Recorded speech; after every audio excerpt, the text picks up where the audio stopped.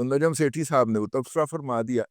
तो नजम सेठी साहब, with all due respect, आपकी इज्जत के बावजूद भी, आपकी मोहब्बत के बावजूद भी, मैं आपसे इख्तलाफ की जुर्रत करता हूँ।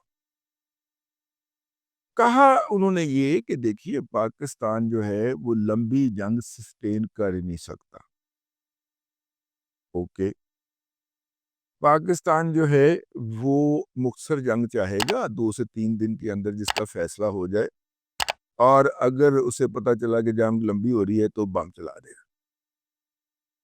मैं आपके इस तजिए से शदीद इख्तलाफ करता हूँ। क्यों करता हूँ? मैं उसके अब आपको आर्गूमेंट अर्ज करने लगा। देखिए, डेस्परेट वो हो जिसके पास कुछ और करने के लिए दस्तयाब ना हो। जो है, लेजर गन के दौर के अंदर जंग ज्यादा चलनी ही नहीं चाहिए सर। अगर हमारे पास रिसोर्सेज नहीं है तो रिसोर्सेज उनके पास भी नहीं है।